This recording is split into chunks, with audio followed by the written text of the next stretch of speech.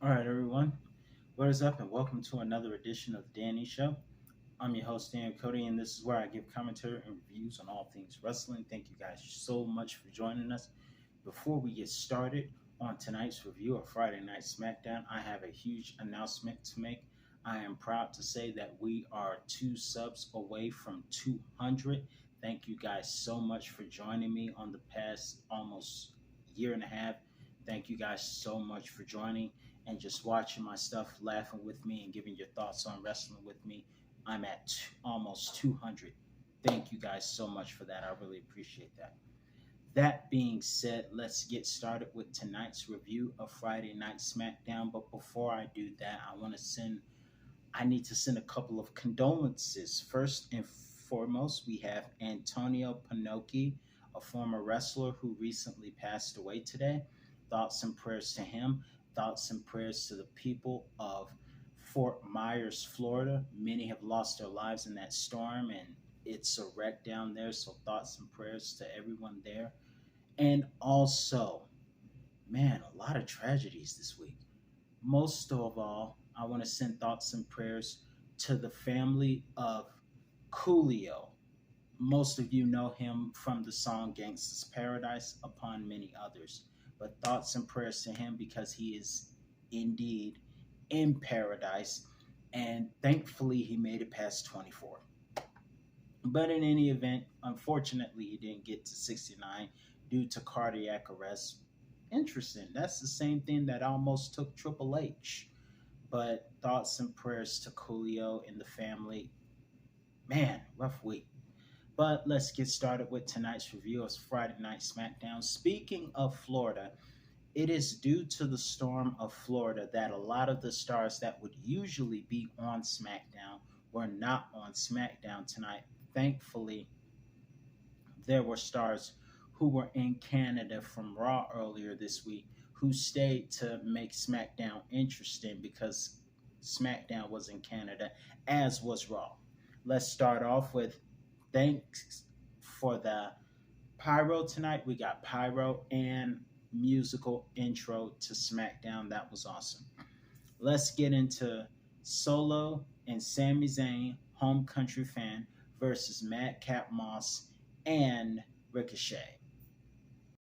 So, something really interesting happened during that match. You see, while we saw Madcap Moss launch Ricochet outside for a high flying move onto Solo and Sami Zayn, but I noticed something very interesting. Besides the fact that the fans were booing Madcap Moss, who technically Moss's face and Sammy's the heel, but because Sammy's in Canada, he's going to get a lot of home country love. However, one of the things I noticed that was very interesting was that when Ricochet went for a running senton off the top from the middle rope, excuse me, Solo, all y'all look alike, went for a chair shot and the lights went black. The White Rabbit and his presence is here. And they continue to do it on commercial breaks. They continue to play a sound vignette on commercial breaks. But can we please get an official tease? Please. We know the White Rabbit is coming, obviously being Bray Wyatt, but give us a tease, please. Bring some vignettes because we all know it's out there. Come on, stop playing with us. But in any event, the lights went black during that match, and you could tell it is the presence of the White Rabbit. Nonetheless, Sami Zayn and Solo win, but Jay says he is keeping an eye on Sami Zayn. Karrion Cross did a chilling promo tonight on Drew McIntyre. Theory talks about Drew McIntyre not knowing that he is hiding like a peeping Tom behind him as he does an interview with Paul Heyman's favorite woman, Kayla Braxton. Next, we have, I haven't had to say this in a while, but tonight we got some SmackDown shorts between Hit Row and Los Mathorios. It was a very short match that Hit Row won. Also, we had Natty Boominati, as Rousey called her, that was funny once, Natalia, going one on one with Rousey in Natalia's home country of Canada. And Natalia acted like a face tonight, giving a fan shades.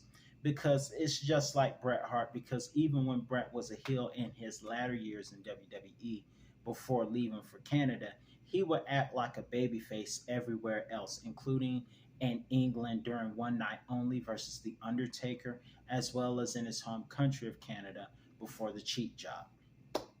In any event, another SmackDown short, we saw Natalia attempt an ankle lock, but she ended up tapping out to an ankle lock. But I also noticed that Rousey, if I didn't know any better, there was a part where Rousey seemed to be mocking the Canadian anthem while having Natalia in a leg lock. I don't know. Scissors leg lock, I'm speaking of. I don't know. I could be wrong. I don't know. Speaking of international flavors, we have Imperium tonight, and like I said early, due to the storm in Florida, the Brutes were stuck in Florida airport, obviously, or wherever they were. But Sheamus, unwisely, in my opinion, went and interrupted Imperium's promo and tried to fight all three of the guys by themselves and ended up getting chopped in the chest. And now it is time for the Red Chest Diaries because he got slapped in the chest, and Sheamus, just like Jeff Hardy versus The Undertaker, challenges the Imperium for more, and they gave him more. And he comes back, Walter, and gives Sheamus a shillelagh to the chest. And that would keep Sheamus silent, but Sheamus did not stay down. He kept crawling, so he still has his wits about him. So just like Jeff Hardy told Undertaker in 2002, "You haven't broke me, Taker. You haven't broke me. I'm still standing." Also, in another match tonight that wasn't too short, we had Bailey versus Shotzi Blackheart. First of all is right with the world again. We got the tank back. Hallelujah. Yes, the tank is back. Babyface Shotzi is back with the tank and the howl and the pyro out of the tanks. And she was very competitive against Bailey, but of course, Bailey would eventually go on to win the match. And she was about to send a message to Bianca Belair by using the ladder in a certain form. However, Bianca happened to be on Friday Night SmackDown tonight, representing SmackDown in the color blue. But someone tell Bianca to stop coming to fights with earrings. You don't come to a fight with earrings. That's like, what's a good comparison? What's a good comparison? That is like going, I, you know what I'm saying. You don't come to an wrestling or a fight with earrings. That is dangerous. But Bianca fended off Bailey, but not in the way Bianca wanted because Bianca was about to put her through the ladder, but Bailey, I'm speaking of, escaped.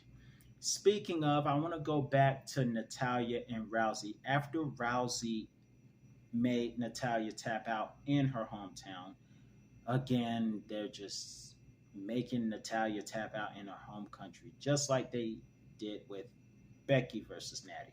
But that was a good match.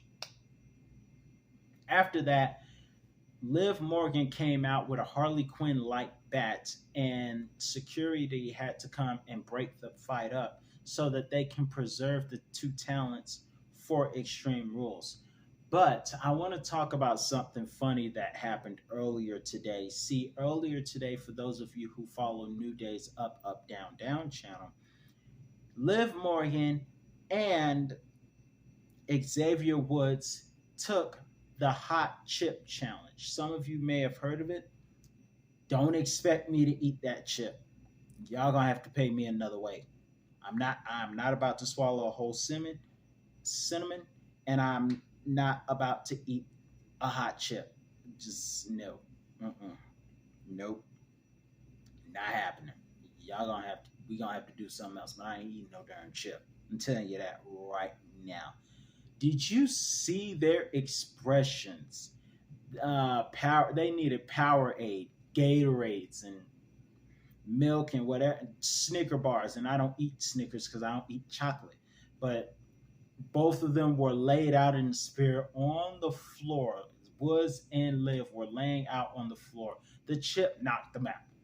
The chip knocked them out. So you have Liv Morgan is getting extreme, and earlier today she ate the most extreme chip of all. We may as well be calling it the Extreme Chip Challenge. So Liv is really getting extreme, and she is really showing an extreme side to herself.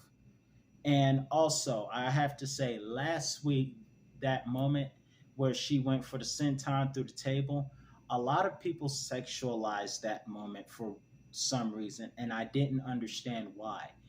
And later on, I kind of understood why people think the way they do because of the particular view that came from when Liv was going through the table. I think that moment was over sexualized. I didn't see anything sexual about it at first, but people think how they think. People get turned on by the strangest things. Everybody has their weirdest turn ons, so I'm not going to judge. But I just want to talk about those things, especially that hot chip challenge. Earlier today, we had Drew, tonight rather, we had Drew versus Theory because Theory did not know Drew was behind him like a peeping Tom.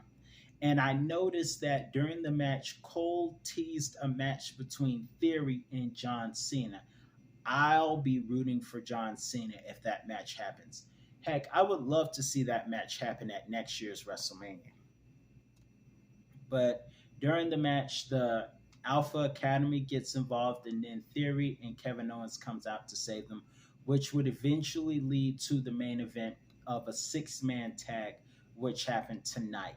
And we also saw, first off, we got LA Knight coming back. Hallelujah. Thank you, Triple H. To the King of Kings, thank you. You're the original King of Kings, but I'm just joking around. But in any event, LA Knight is coming back. Hallelujah. And the maximum male models could not break the record thanks to, who was it? I think Kevin gave some pointers while he was going past them and greeted Sami Zayn, telling him he needs a new shirt. But tonight's main event was great. We saw a couple of interesting highlights, including the Kevin Owens stunner on the table to Shaq Gable, and Theory does that rolling into the ring like Grayson Waller from NXT. But when he rolled into the ring, he got Claymored for his troubles. 1, 2, 3, and then he got whipped. He got one little lash onto his back as a message to Karrion Kross. I'm really excited about next weekend, and I'm glad we got to see some special faces tonight. And that's one of the good things that came out of this rough week and within the storm of Florida. So, what do you think of tonight's broadcast of Friday Night SmackDown? Let me know your thoughts in the comment section below. I'm your host, Daniel Cody. And before I go, I want to remind you, just like Drew did, 3 out of 4 teens who start smoking become smokers for a long, long time. So, that is certainly not a partner I want. Don't let drugs be your tag team partner. Say no to drugs. See you next time, folks. I'm your host, Daniel Cody. That's all the time I got. Look forward to seeing you again.